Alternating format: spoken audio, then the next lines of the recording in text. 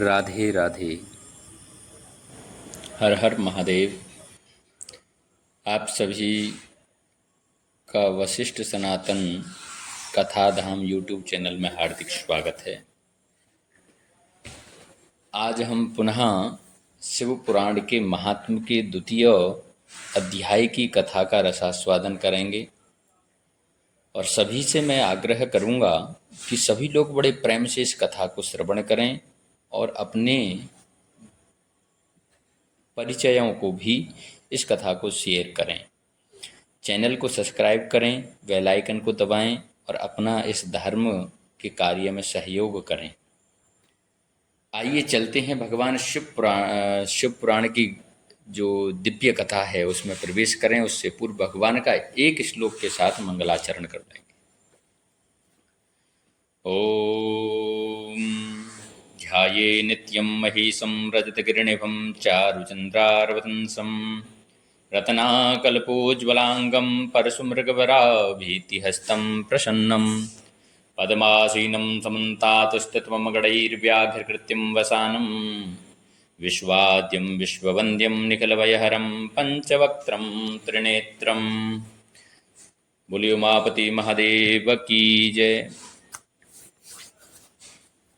द्वितीय अध्याय में हम प्रवेश करें। इसमें वर्णन किया है कि शिव पुराण के श्रवण से देवराज को शिवलोक की प्राप्ति हुई। प्रथम अध्याय में हमने जो श्रवण किया था वह सुना था कि शौनक जी ने जो प्रश्न किया है सूत जी से हमारे कल्याण के निमित्त, तो शिव पुराण की महिमा सुनी थी। अब उसके दूसरे अध्याय में यह कथा के माध्यम से हमको दर्शाया जा रहा है, बताया जा रहा है कि इसलिए आप शिव पुराण सुनने से आपको यह लाभ होगा। तो आइए प्रवेश करते हैं। शौनक उवाच सूत सूत महाभाग धन्यस्त्वं परमार्थवित् अभूत दे अद्भुतेयं कथा दिव्यं श्राविता कृपया हिनः। शौनक जी बोले, हैं महाभाग सूत जी, आप धन्य हैं, परमार्थ तत्व के ज्ञाता हैं। आपने कृपा करके हम लोगों को यह बड़ी अद्भुत एवं दिव्य कथा सुनाई है। हमने यह पापनाशिनी मन को पवित्र करने वाली, यानी कि अपवित्र मन को पवित्र करने वाली और भगवान शिव को प्रसन्न करने वाली अद्भुत कथा सुनी। भूतल पर इस कथा के समान कल्याण का सर्वश्रेष्ठ साधन दूसरा कोई है ही नहीं। यह बात हमने आज आपकी कृपा से निश्चय पूर्वक समझ ली। हे सूत जी, कलयुग में इस कथा के द्वारा कौन कौन से पापी शुद्ध होते हैं? के विशुद्ध्यन तनया कथया पापिना कलौ। कौन कौन से पापी शुद्ध होते हैं, उन्हें कृपा पूर्वक बताइए और इस जगत को कृतार्थ कीजिए। सूत जी बोले, ये मानवाह पाप कृतो दुराचार रताह खलाह कामादि निरता नित्यम तेपि शुद्ध्यंतनेन वै। अर्थात हे मुने, जो मनुष्य पापी दुराचारी खल तथा काम क्रोध आदि में निरंतर डूबने वाला हो, वे भी इस पुराण से अवश्य शुद्ध हो जाते हैं। यह कथा वास्तव में उत्तम ज्ञान यज्ञ है, जो सदा सांसारिक भोग और मोक्ष को देने वाला है, सभी पापों को नष्ट करने वाला है और भगवान शिव को प्रसन्न करने वाला है। जो अत्यंत लालची, सत्यविहीन, अपने माता पिता से द्वेष करने वाले, पाखंडी तथा हिंसक वृत्ति के हैं जो लोग, वे भी इस ज्ञान यज्ञ से शुद्ध हो जाते हैं। अपने वर्णाश्रम धर्म का पालन ना करने वाले और ईर्षाग्रस्त लोगों की कलिकाल में जो प्रवृत्ति है, इस ज्ञान यज्ञ के द्वारा पवित्र हो जाएंगे। जो लोग छल कपट करने वाले, क्रूर स्वभाव वाले और अत्यंत निर्दयी हैं, कलयुग में वे भी इस ज्ञान यज्ञ से शुद्ध हो जाते हैं। ब्राह्मण के धन से पलने वाले तथा निरंतर व्यभिचार पारायण जो लोग हैं, वे भी इस ज्ञान यज्ञ से इस कलिकाल में भी पवित्र हो जाते हैं। जो लोग मनुष्य सदा पाप कर्मों में लिप्त रहते हैं, सठ यानी कि मूर्ख हैं और अत्यंत दूषित विचार वाले हैं, गंदे विचार वाले हैं, वे कलयुग में भी इस ज्ञान यज्ञ से निर्मल हो जाते हैं। दुष्चरित्रम दुर्बुद्धि उद्विग्न चित्त वाले और देवताओं के द्रव्य का उपभोग करने वाले पापी जन भी इस कलिकाल में भी इस ज्ञान यज्ञ से पवित्र हो जाते हैं। इस पुराण के श्रवण का पुण्य बड़े बड़े पापों को नष्ट करता है और सांसारिक भोग तथा मोक्ष प्रदान करता है और भगवान शंकर को प्रसन्न करता है। इस संबंध में मुनिगण इस प्राचीन इतिहास का उदाहरण दिया करते हैं, जिसके श्रवण मात्र से पापों का पूर्णतया नाश हो जाता है। तो एक कथा के माध्यम से हम यह समझें कि आखिरकार यह शिव पुराण की महिमा कैसी है, महिमा शिव पुराण करता क्या है। तो आसीत रात नगरे ब्राह्मणो ज्ञान दुर्बला दरिद्रो रसि विक्रेता वेद धर्मा परांग मुखा। एक समय पहले की बात है कि किरात नगर में एक ब्राह्मण रहता था जो अज्ञानी, दरिद्र, रस बेचने वाला तथा वैदिक धर्म से विमुख था। वह स्नान, संध्या आदि कर्मों से भ्रष्ट हो गया था, वैश्य वृत्ति में तत्पर रहता था। उसका नाम था देवराज। वह अपने ऊपर विश्वास करने वाले लोगों को ठगा करता था। उसने ब्राह्मणों, क्षत्रियों, वैश्यों, शूद्रों और दूसरों को भी अनेक बहानों से मार डाला, उनका धन हड़प लिया था। बाद में उसने अधर्म से बहुत सारा धन अर्जित कर लिया, परंतु उस पापी का थोड़ा सा भी धन कभी धर्म के काम में नहीं लगा। एक दिन वह ब्राह्मण एक तालाब पर नहाने गया। वहां शोभावती नाम की एक वैश्या को देखकर वह अत्यंत मोहित हो गया। वह सुंदरी भी उस धनी ब्राह्मण को अपने वशीभूत हुआ जानकर प्रसन्न हुई।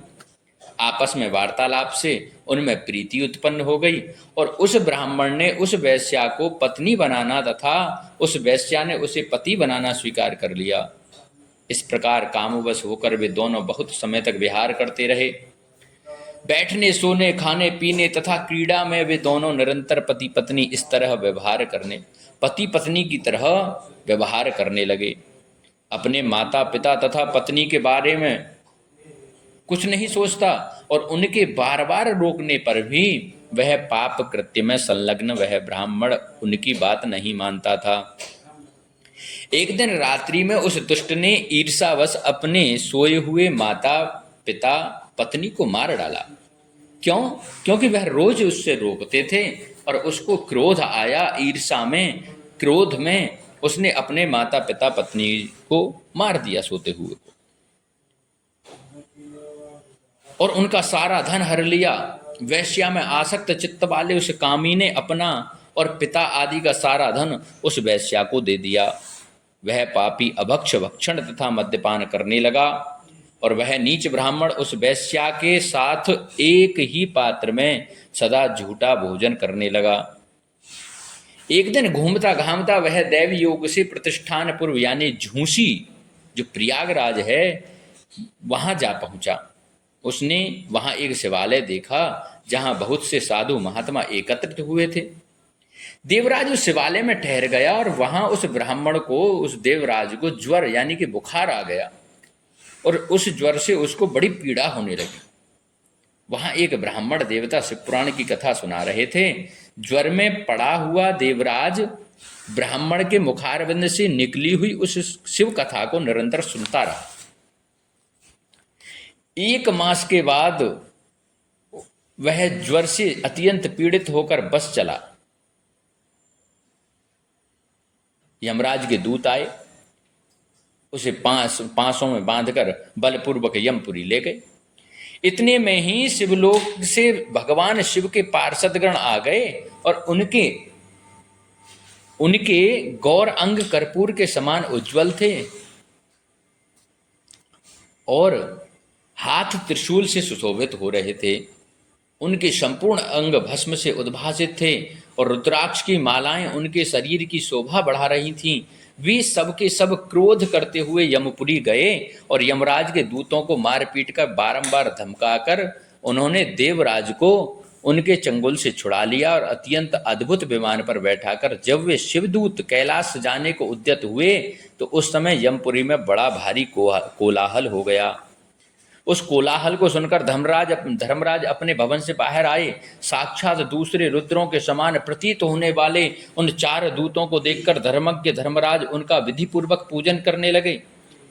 यमुने ज्ञान दृष्टि से देखकर कहा सारा वृतांत जान लिया। उन्होंने भय के कारण भगवान शिव के उन पार्षद यानी कि महात्माओं को जाने दिया, उनको नहीं रोका।